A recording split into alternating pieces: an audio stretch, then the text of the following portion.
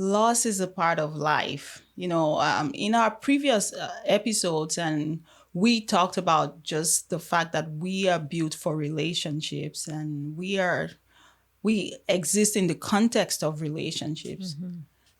And this is very healthy for us to be in relationships, but a natural cause of event happens when those relationships, something happens, we lose them.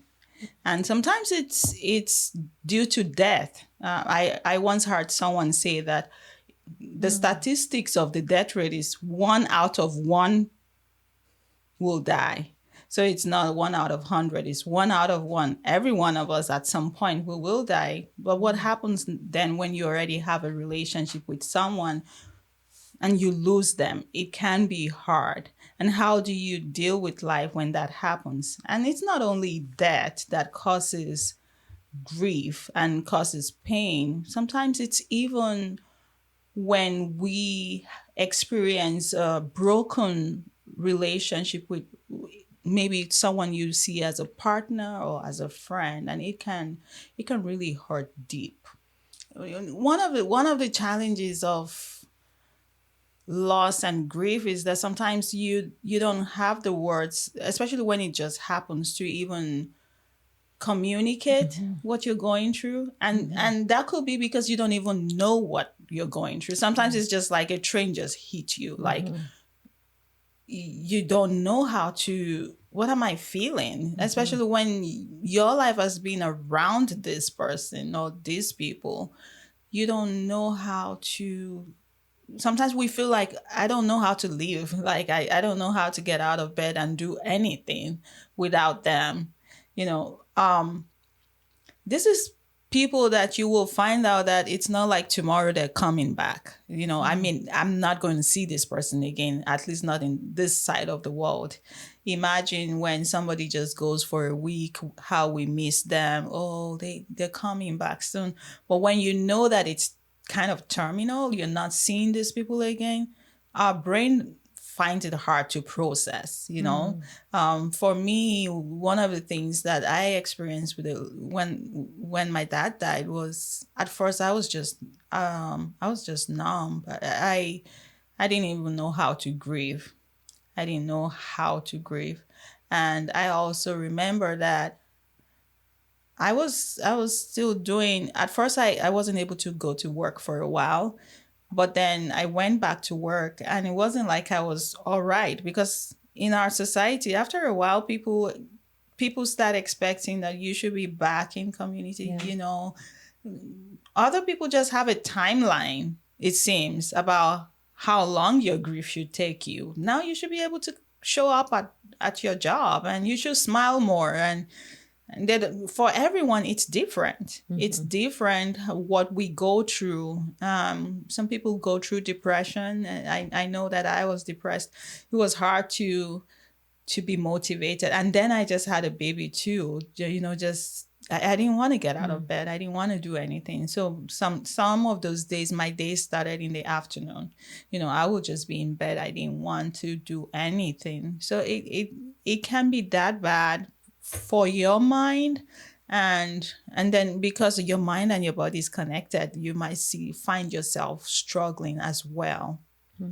So as we journey through life, we really can't say what the next loss will be, or what we don't want to experience it. But it is good to just be realistic that it's part of our journeys, and it hurts. We can be strong through it as long as we're not doing it alone.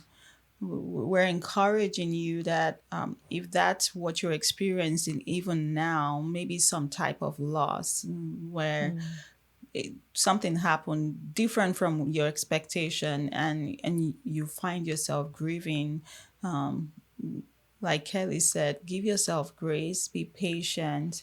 I remember when I was grieving the loss of my dad, I had a particular friend who was a little bit frustrated because I wasn't talking, and she was frustrated, and she wanted me to talk because I wasn't talking, Mm-hmm. but I didn't know what to say, Mm-hmm. So it's okay to say, I don't know what to say. I really don't feel like talking right now. Mm-hmm. And I'm praying that we will have people who can just hold space. They're like, I'm just gonna come sit by you, and we don't have to talk about anything. Mm-hmm. And just the presence of those people can be helpful. Having people check on us, because one of the things too that we lose when we lose someone or relationships, either via death or whatever means, is many times we might feel hopeless, Mm-hmm. and we need hope. you know, Mm-hmm. Jesus is our living hope, and he can infuse us with hope. But then he is in nature, so many times just nature gives hope. Nature can give hope. He can put things around you on your path on a daily basis that Mm-hmm. can help you feel hopeful. So we cannot overemphasize what God does, even in grief. Mm-hmm.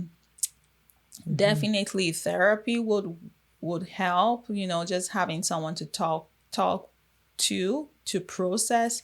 And in talk therapy, it's not all the time you talk. Sometimes you just sit, and all you feel like doing is just look or cry, and you have your therapist who can hold the space for you for whatever you feel like doing. And you have, if you have a mentor, a spiritual director, someone like that, they can just hold space for you. Mm-hmm. And I know, Dr. Joan, that this is also a time that people may not want to take care of their bodies, right? Sometimes one is people lose motivation when they don't have hope, and sometimes they may not eat properly, right? That is right. That Mm-hmm. is right. And not get out of bed, like you said. So Mm-hmm. they won't take care of themselves. Self hygiene may go down the tube. Mm-hmm. Mm-hmm. Mm-hmm. Right. Or, some people may not eat, and some people might eat, but not the right thing. Like Kelly was saying, that, we might start old habits that we've once said, oh, this is not good for me, I wouldn't do, but we can pick them up. But at the same time, too, we can just pick up new bad habits Mm-hmm. all together. It's new. You never did it before, but you're like, I have to fill up this space. I don't want to think about this loss. I want to suppress the Mm-hmm. feeling of this loss. So I'm just going to do something. And many times, if we don't intentionally plan to do all this good stuff, like we talked about, maybe journaling, being outside, being in communities of people who get you, they've experienced loss, they're open about talking about it, or people who just give you space to be yourself, that's very Mm-hmm. important.